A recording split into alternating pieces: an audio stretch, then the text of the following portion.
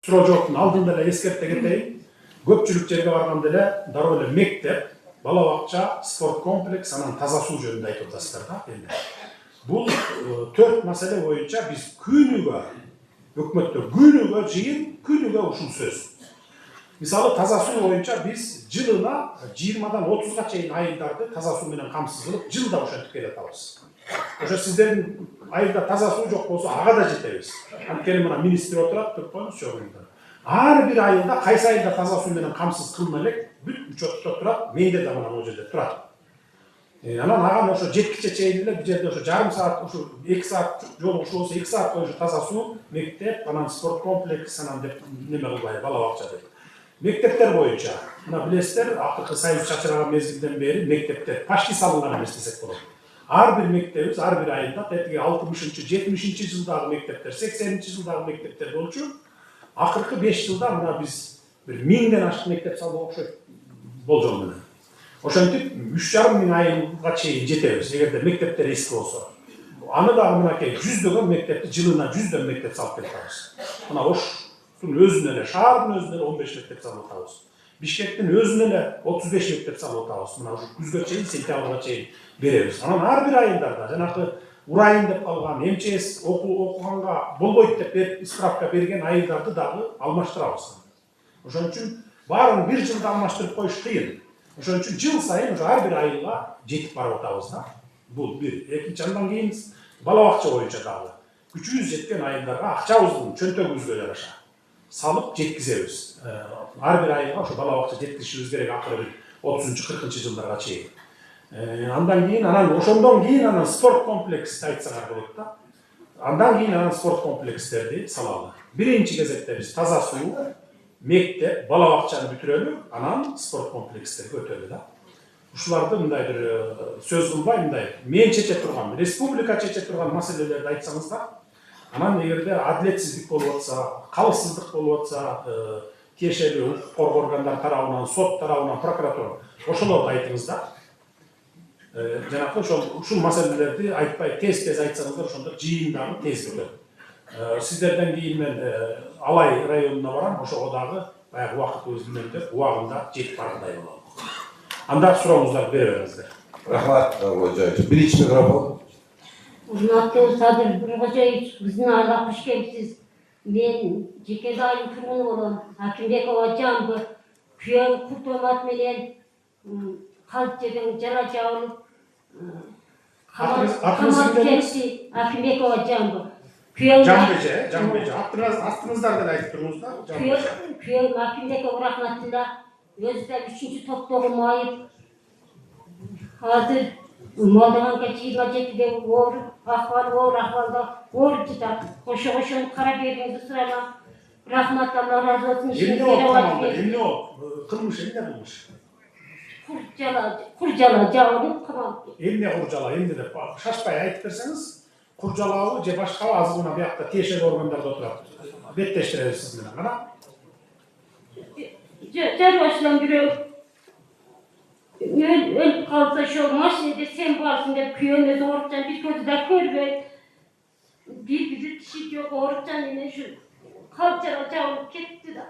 Кайсы орган тергеделер? Милициябы, прокуратурабы же улуттук коопсуздук кызматыбы? Чоңарайдан Оштон тергөө. Сиздикиби? Кана айтыңызчы. Саламатсыздарбы, Садыр Кожоевич. Өзү оорукчан, 3-чү топтогу майып. Угуңуз туруңуз азыр. Чоңала айылынын тургундары, бул иш боюнча 2027-жылы 16-октябрь күнү Жусупов Ишенкул жансыз денеси суунун боюнда табылган. Ал жерде 2 күнү 2 адам аларга жаракат келтирип ошонун жыйынтыгында каза болгон деп чечим чыккан. Бул боюнча соттолуп, экөөсүнүн сот жолуна тартылган. Бирөөсү 12 жылга, бирөөсү 10 жылга. Өлгөн киши колду болгон. Ооба. Өлүмүнө ошо 2 киши өлүп болуп чыккан. Бул кишинин жолдошу анан дагы башка киши бар. Экөө. Далилдериңер беле? Далилдеп тергөө болуп сот коюп, соттун чечими чыккан. Эмне болуп өлтүргөн экен? Мушташевди же эмне болду? Булар чогуу отуруп ошо бири-бирине заатар келтиргенде ошо кесепет менен каза болуп калган да. Получение травма. Мушташев. Арага чыккан нерсе. Арага чогуу. Арага чогушкан, Сот, анан соттагы туруп бирдеке айтайын деп атасыз. Саламатсыздарбы, Жок соттун төрагасынын орун басары Камчыбек. Бул иш Жок сотко чейин жеткен 25 январь 23 жылы өкүмдөр күчүндө калган. Birinci, ikinci instansiyanın күшүндө калган, бардык экспертиза, далилдер чыккан беле. Канча жылга соттолду эле жолдошубуз? 15 yıl değil. Bürok bunun ofisine katıştırıcı. Saat 10'da uyga bargan. Taptada жерден 3 günden keyin aparıp kamak, şunda kurcaladım, kamak koydular. Azı o ahval oğru atar. Эми мындай кылалы. Karabiyerim Sottun ağzını diyen gücüne teşlerdi. girgen oğuңuz oturuңuz. Sottun gücüne girgen eken, эми сиздер арыз жазсаңыздар, бизде баягы жанагы ырайым берүү боюнча 15-16 кишиден турган комиссия бар. Ар тармактан чогулган президенттин администрацияда. Арыз жазсаңыз, анан мен ошо сиздин арызыңызды жана ырайымга же өзү жазсын, же сиз жазсаңыз деле болот. Эми юридикалык жактан боло береби? Келинчеге жазсын. Az yazıp sizge teşlerdim. Arız emes, ырайым деп, арызыңызды эмес. Ырайым деп жазгыла, анан мен комиссияга берем, комиссия дагы анан тергеп баягы териштирип чыгат. Туура козголгонбу, экспертизалары кандай болгон, соттун чечими туура чыкканбы, туура эмес чыкканбы, алар да изилдеп чыгат да анан мага келип айтат. Туура эле чыгыптыр, же болбосо туура эмес экен депчи. Анан ырайым беребизби же бербейбизби, анан чечим кабыл алабыз. Түшүндүңүз, Түшүнүктүү болдубу? Keyinki mikrofon. Ekінші mikrofon.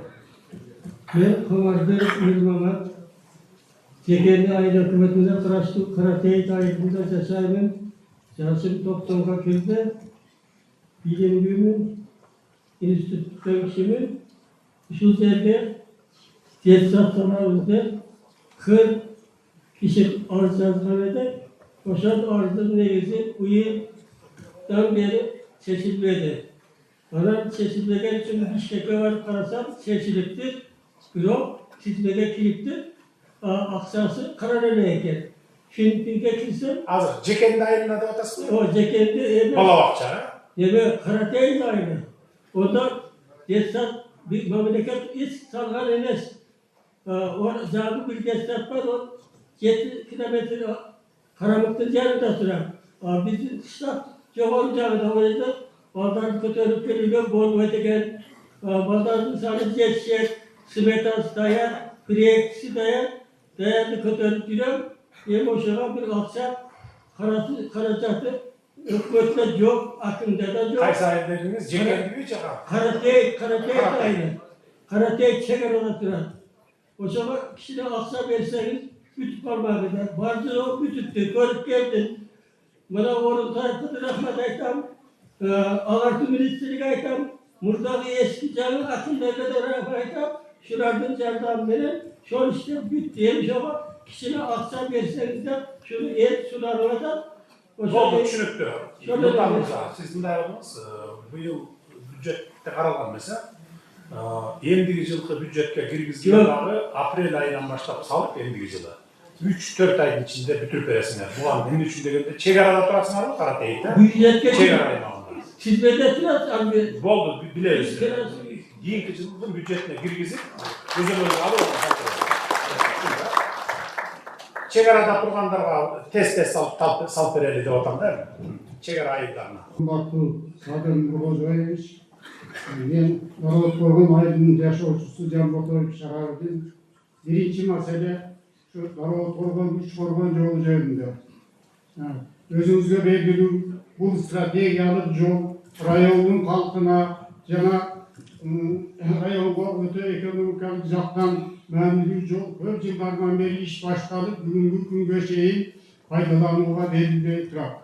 Ушул жолду пайдаланууга берүүнү жана жолдун курулушуну жандандырууну жеке өзүңүздүн көзөмөлүңүзгө алууну элибиз өтүнөт. Жана мындай айтканда бул жолдун узундугу 117 километр болсо, анын 50 километри биздин райондук 16-чы жол тескөө ишканасынын балансасында турат. Бул өтө татаал зона. Ал жерге 4 көпүрө, 2 ашууда жолун кеңейтип оңдош керек, кошумча күчтөр керек. Министр айтыңыз, кайсы деңгээлде жол? Саламатсыздарбы, чоң агай.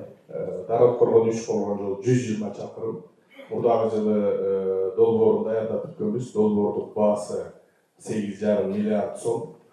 Биз инвесторлорго да каралып ал жагында иштейбиз. Бирок азыркы учурда бизде республикалык азыркы действующий жолдордун баарын оңдоо иштери башталган. Ушул бүткөндөн кийин поэтапна карашыбыз керек, же болбосо инвестор менен карашыбыз керек. Жол өтө татаал, 3600-3700 бийиктикте өтөт. Бул жергиликтүү маанидеги жол азыр учурда биз реконструкциялап 4-чү категорияга чыгарышыбыз керек.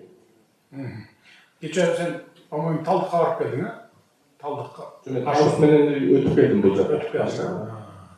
Талдыкка биз туннель неме кылалы деп өтүп келек, пландаштыралы деп өтүп келек. Ошол кайсы деңгээлде турат? Ал маселе дагы бар. Азыркы учурда баягы идея катары эле ТОсун дагы баштай элекпиз. Бир 7-8 чакырым болот, бир 20-25 чакырым перевалды кыскартат. Перевалда болсо 7-8 чакырым туннель болот. Туннель түзүп тешип өтсөк, туннель тешип өтөт. В общем, биздин планыбызда Талдыкка дагы туннель менен өтүү планыбыз бар, туннель казуу. Аны дагы ушу кийинки жылда, келе жаткан жылдарда туннель салабыз аякка. Эми жолдун эмесин айтып берди сиздерге. Акыбалыбызга жараша, ал күчүбүзгө жараша бүтүрөбүз жолду. Çoğalay Zirgesi'nde hoş gelipsiz. Ben Cekendi Aile Hükümeti'ne karşı Çuluk Aile Turgulu Jarkınbay Mehmet Kol. Çuluk Aile boyunca bir mesele boyunca gelgenim. Mesele su, taza su, sıvat su. Бул боюнча азыр эле акимдин кабинетинде кеңешме өттүк. Бул боюнча айтып берсин. Ondan sonra demeden paylaştılar görüp gitti. Акимдин жообун угуңуз, акимдин жообун. Кана айта баштаңыз. Саламатсызбы, урматтуу Садыр Нуркожоевич. Чулук жана Калдык айылдарынын суу каттуусу менен камсыз кылуу максатында жергиликтүү бюджеттен акча каражаты бөлүнүп, проекти даярдалып жатат. Быйыл бүтүрүп курулушун баштап 2027 жылы ишке киргизип беребиз. Чулук айылында 100 гектар айылды басып турган жер суу менен камсыз болот, кошумча 30 гектар жерди айдоо суга түрүнө которуп беребиз. Рахмат. Экинчи микрофон. Саламатсызбы, урматтуу Садыр Нуркожоевич, биздин Чоңалай өрөөнүнө куш келипсиз. Менин атым Шайыргүл. Мен 84 жаштагы атамдын кайрылуусу менен келип отурам. Менин атам Мамакайнов Рыскул. Бүгүнкү күндө 84 жашта. Ушул Чоңалай районуна караштуу Карамык айылынын Ленин орто мектебинде 42 жыл эмгектенип, катардагы мугалимден баштап мектеп директорлугуна чейин эмгектенди. Бирок бүгүнкү күндө эмгеги бааланбай, эмгек сиңирген мугалим наамына документ тапшырганбыз, ушул күнгө чейин ала албай жатабыз. Атам директор болуп иштеп жүргөн күндөн баштап 1981 жылы Чоңалай районунда ал мезгилде техника жетишсиз, өтө катаал кыш 6 айга созулган мезгилдерде ушул Чоңалай районундагы алгачкы заманбап 2 кабаттуу заманга шайкеш келген типовой мектепти курдурган. Ал мектептин башка мектептерден өзгөчөлүгү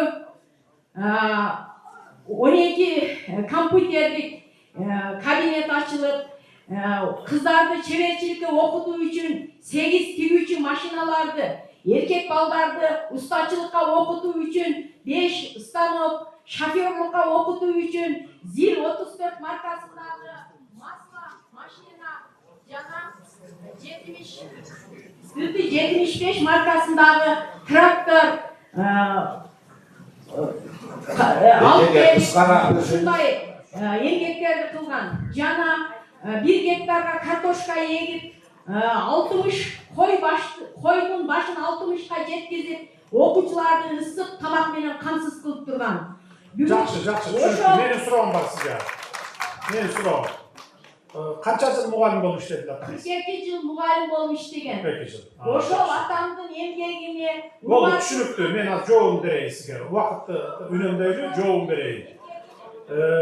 2020 жылга чейин билесиздер, мындай сыйлыктар, мисалы, сыйлыктар, заслуженный деген, баатыр деген, жана башка баардыгы акчага сатылып келген, мына гос органдагыларда отурат, эч кимге жашыруун эмес. 10 000 долларга чейин болчу. 5 000ден 10 000 долларга чейин болчу. Анан мен 20 жыл келгенде буну ревизия кылдырганмын. Кана сыйлык алгандардын бардыгынын фамилияларын көтөрүп чыгып, ким кандай алган, канча жашта, эмгеги сиңгенби сиңбегенби деп туруп, 1,5 жыл ревизия кылдырганда 30га чыга элек мугалимдер, врачтар, тааныш билиштик кылып акчасы барлар, заслуженный алып алгандар чыккан.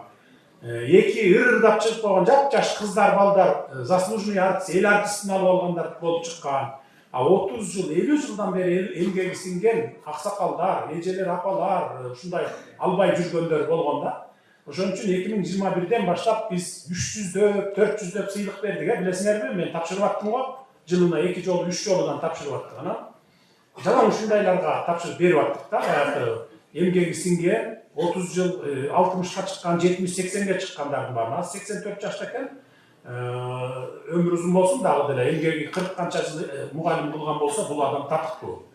Анан биз берип бүткөндөн кийин, бүттү деп эсептегенден кийин, баягы чыныгы эмгеги сиңгендерге берип бүттүк дегенден кийин биз сыйлык берүүнүн эрежелерин өзгөртүү боюнча тапшырма берген. 47 сыйлыктын түрү бар экен бизде. Сыйлыктын түрүн эле жазып бериптир. Анан кийин биз аны бир 20га түшүргүлө деп 20га түшүрткөнбүз. Жогорку кеңештин дагы сунушу болуп 15 эле кылалы деп. Ага деле макулбуз, бирок келе элек, оңой бизге келди. Жогорку кеңештен мына эми келип 20га түшөгү 15ке түшөгү бекитип берем, мыйзам менен кабыл алынат. Мен кол коюп туруп, андан кийин кайрадан баягы ушундай аксакалдарга, эмгеги сиңгендерге бере баштайбыз. Ошондо сиздин атаңызга сөзсүз берели. Бул эми 2-3 айдын ичинде боло турган нерсе. Siz orada esnaf koyunuz, yazıp koyunuz buna ki büt var. Bu kişiye bereli. Makul bereriz buna. Boldu mu? Daha işiniz var mı? Aytabilirsiniz. Анан сырткары ушул атамдын эмгегин эске алып, 2012-жылы Карамык айылынын жашоочуларынын кайрылуусу менен Ленин атындагы орто мектебинин жамааты, кесиптик конуштун чогулушунун токтому, Жекенди айылдык кеңешинин депутаттарынын токтому, Чоңолай райондук кеңешинин токтому. Атын берүү боюнча кыска айтып коебуз. Болду, берели. Берели. 42 жыл мугалим болгон аксакалга берели. Жергиликтүү бийлик. Аким уюштуруп, депутаттар менен сүйлөшүп, атын берип коебуз. Атабыз. 3-cü mikrofon. Болду, разсызбы?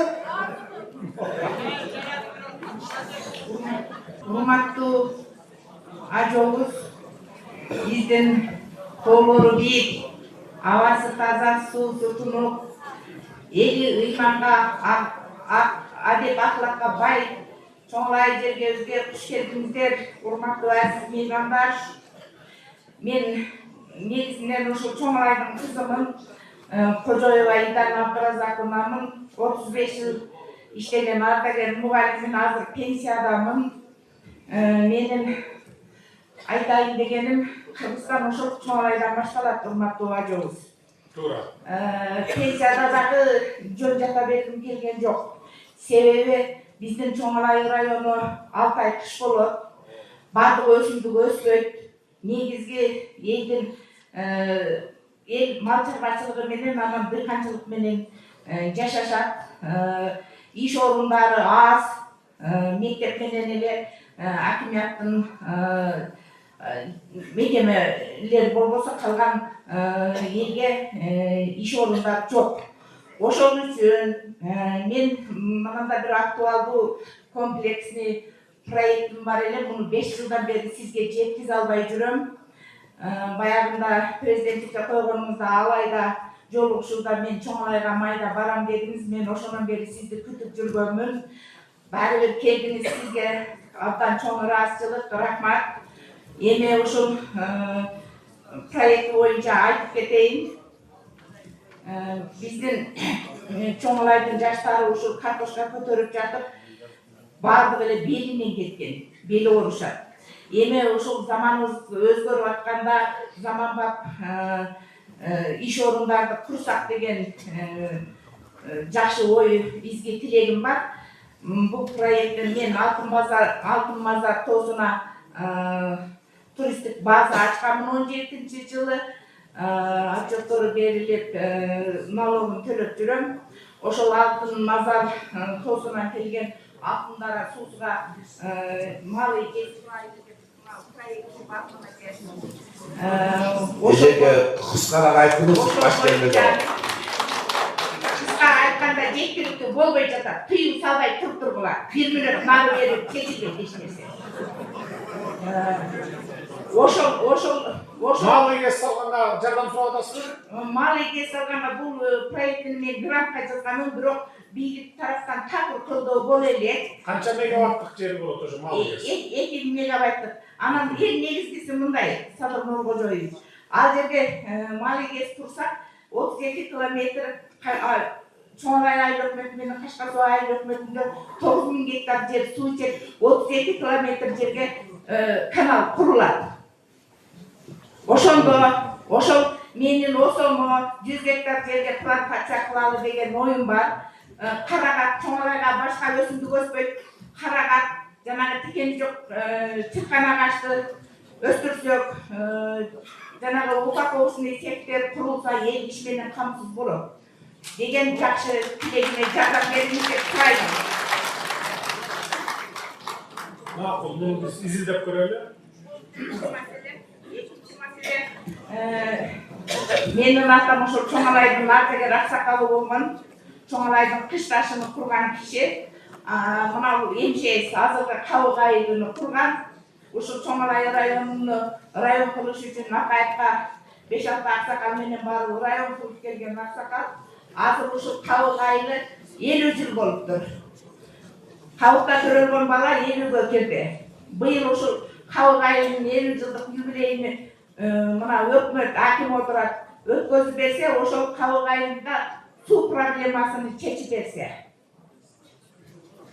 Анан ошол жерде алтын завод бар, Кайде, Кабыкта.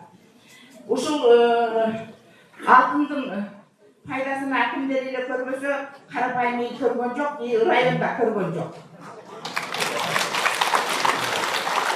Бул сөзүңүзгө мен кошулбайм. Элге даройлуу айтып коеюн. Бул жерде мурда ошондой болушу мүмкүн эле 20-жылга чейин. 21 жылдан баштап биз бардык алтын кендерди, көмүр, темир, жанагындай баалуу металлдарды, редкоземельный металл деп коебуз, баалуу металлдарды, критический металлдарды. Биз өкмөт көзөмөлгө алганбыз. Булар баягы рудан алып чыгып кетет, тияктан иштеп, переработка кылып, анан келип кайра келип отчетун берет, налогун төлөйт. Ошондо рудада, мисалы 6 грамм алтын болсо, булар баягы комиссияга жана лабораторияга тыйын берип коюп, 2 грамм бар, 3 грамм бар деп алып чыгып кетип жүрүшкөн. Азыр андай эмес. Азыр өкмөттүк лаборатория иштейт. 3 болсо 3, 6 болсо 6, 8 болсо 8 грамм түзүп кетет. Ошондон салык түшөт. Ал салык республикалык бюджетке түшүп атат. Мына бюджеттин, республикалык бюджеттин биздин толуп атканы, мына анда салымы бар. Анын менен жолдор жасалып атат. Мына мектептерди сурап атасыңар, суу чыгарып бер деп атасыңар. Ушул иштин баары ошондон жасалып атат. Жергиликтүү акимдердин, губернаторлордун же айыл өкмөттүн тиешеси жок аяка. Республикалык деңгээлде көзөмөл бар жерде. Болду, жазып алдым мен. Муну эсеп калайын. Кабык айылына жакшы иш жасап беребиз деп.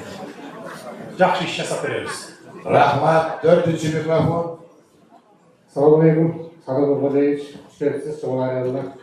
Мен Идрисов Жеңишбек Шерматович, Карамык айылынан болом. Мен айтайын деген бир эле маселем бар Садыр Нуркожоевич. Азыр өзүңүз да көрдүңүз, өзүңүз айтып өттүңүз. Бизде негизинен мал чарбасы менен дыйканчылык. Дыйканчылыгыбызда мына айдын этегинен баштап картошка эгебиз, 2-3 айда картошка чөптүгүп жыйнайбыз. Асылы негизи 12 ай мал мененбиз да биз. Биздеги проблемабыз эле бизде район боюнча 3 айыл өкмөттө 3 бет айтыс бар, 15 бет сегиз бар. 3 айыл өкмөттүн 3 бет айтысы жетишпейт экен. Жалгыз көп болгондуктан ар түрдүү оорулар каптап, бир мына яшы оорулары өтө малда оорулар көп болуп кетип, эл өз башынча ар ким өзүнчө дарылап туруш келгенде. Баалар бир жерде туруктуу эмес. Кайсактыкка барсаң ар жерде ар түрдүү баалар бар. Ошон үчүн биз сизден суранабыз, жалпы элдин атынан ошо 15 бет айтыс бар экен, өздөрү чейин келген. Булар бир барбайт экен айтсаң десең, же контролго албайт экен, ушуларды мамлекеттик бюджеттен каржылап эмгек акы берсеңиз, алынса биз кантчалайбыз деген. Түшүнүктүү. Бул боюнча өкмөттө сөз болгон, мына министр айтып бериңизчи. Ветеринарларды кандай кылып атабыз, кантип көбөйтүп атабыз, ошол жөнүндө айтып берсеңиз. Урматтуу Садыр Нуркожоевич, урматтуу чогулчулар.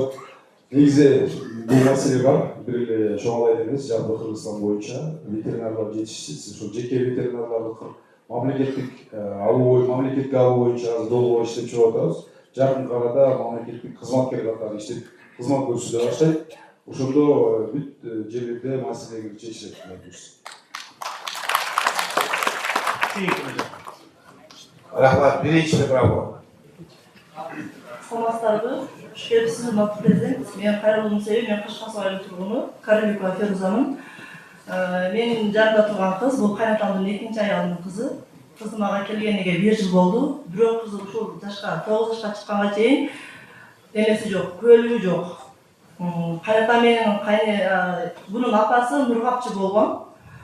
Кыргызстанга келген, бирок эч жерге учетко турган эмес. Кайнатамдын документи болгон эмес. Экөөнүн ортосунда ЗАГС болбогондуктан аялынын ден соолугунун мүмкүнчүлүгү чектелгендиктен аял үйдө төрөлгөн экен. Бизге 2025-жылдын апрелдин 19-сунда алып келип берди кызды. Ал учурда кайнатам дүйнөдөн өткөн болчу. 2 айдан кийин апасы да өтүп кетти дагы. Ушул күнгө чейин кыз көөлүк ала албайт азыр. Канча жашта бердиңиз? Кыз 2017-жылы. 2017-жылда 9-га чыкты. Ооба, 9-га чыкты. Так. Sizge tapşırma, cezası hazır. Bir cumanın içinde mitrikasını verirler. Как этический mıyzam var, kayrılman mıyzam var. Etnikалық Kırgızlar dünya yüzünden Kırgızstan'a gelgende gök pasport alap, etnikалық Kırgız degen, kayrılman Kırgız degen. Bir жылдан кейін ана pasport bereriz. Туралы мыйзам боюнча. Bu kızda da oşa bağ olgan ejesi arkылуу тактап туруп, мындай кайрылман кыз катары кылып туруп митриканы берген, анан кийин паспорт бересиң. Жаш жеткенде паспорт бересиң. Түшүнүктүү, документтер толук. Бир жагы Кыргызстанда паспорту жок, жаран болбош керек. Түшүнүңүздөр, биз муну 2021-жылы келгенде эле Сары Моголдо жашагандардын бардыгына паспорт берип кеткен болчу. ID карт берип кеткен. Мына бирөө бар экен да, дагы берилбей калган. Бергиле. Rahmat, ekінші mikrofon. Саламатсызбы, урматтуу Садыр Нургожоевич. Мен Кашкасуу айыл өкмөтүнө караштуу Каракабак айылынын тургунумун атын Мурзакан Файзылда. Биздин Каракабак айылы эң алгачкы уюштурулган айыл 1936-жылы климаттык шарты оор, деңиз деңгээлинен 2900 метр бийикте жайгашкан. Бизде арпа, буğday, картошка өнбөйт, пышпайт бизде. Ошол жердеги айылдын жашоочулары мал чарбачылыгы менен жашап күн кечирүүдө. Биздин айыл алгачкы уюштурганда ошол жерден алай тукумда жүндү парода чыккан Ильяс Мамкуш Ботбаевдин эмесинен. Одан кийинки жылы Батыралы Сыдыков ошол жерде окуп жүргүзүп, биздин айыл ушул райондон кийинки уюштурган айылда эң түпкүлүктүү айылдардын бири. Азыркы 2 жылда биздин айылда өтө кооптуу, бул эл мындай стресске түшүп калды. Кыргыз көмүр ишканасы 2 жылдан бери келип 1610 гектар жерге айылда элдин үлүшү жайгашкан жерден чалуу иштерин жүрүп көмүр казабыз атат. Эл буга карманчы, карышы. Биздин ошондой айылга өтө жакын жайгашкандыктан экология чоң таасирин тийгизет. Айылдын элдин жашоосуна да турмуш тиричиликтине оорчулук болуп атат. Шулардын лицензиясын алып берүүңүздү биз сизден суранып кетебиз. Батыралы Сыдыков губернатор болуп келгенде биздин Каракабак айылына мектеп тачпа дегенди айтууга туура келип калды. Мектеп салып берген. Азыр мектебибиз авария учурда турат. Үстүнө чыксаң шак салып койгон, баягы үстүнө келген тактаны ошол убакта шоңдор бүт алып кеткен да үстүнө шак салып, астына фанерлеп койгон. Туура куюлуп турат. Мына районубуз, биздин райондо 17-18 айыл болгон болсо, бардык айылдарда спорт залдар жетиштүү. Биздин айылда спорт зал жок. Бир элдин ашар жолу менен бүтүргөн бир маданият үйүбүз бар эди. Bunu da Abikey hakim olup gelgenden buzdurup başka kuru berem деп ошол жерде турубай калып кетти маданият үйүбүз. Күн кечкирди, айылдын балдары башка кыштактарга кетет тоо ойногону. Олар баргандан 12-1ден кийин очерет тиет экен, таңгамага келет тоо ойноо. Биздин айыл тоо ойногону боюнча азыр акыркы сурооңузга кайтып коеюн, андан кийин жооп бересиң сен. Ар бир айылга Кыргызстан боюнча жана кичи футбол аянтчасын салып келатабыз. Жарык менен, түнкү жарык менен. Кечинде мал тейлеп келгенден кийин анан барып туруп ойногудай кылып шарт түзүп келатабыз. Азыр Баткенде келатат. Баткенде 15 айында башталды. Север жакты бүттүк.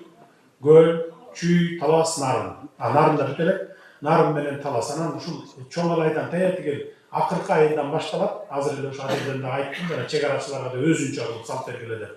Карамак чек ара заставасына деп. Сиздердин айылга дагы жетет ал.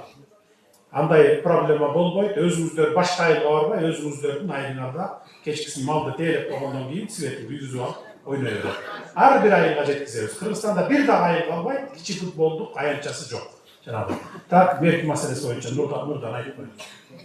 Мектеп боюнча 50 жылга титулга карап атабыз. 50 жыл курулуш иштерин баштайбыз. 2 жылдан beri büyük fırlat деген маселе көтөрүлдү ого. Жок, Эки да өткөн. биздер 2 жылдан beri кулмай келип атабыз. негизи проектти биз дайындап койгонбуз, проектибиз бар. Азыркы учурда акча каражатка байланыштуу 50 жылы курулуш иштерин баштайбыз.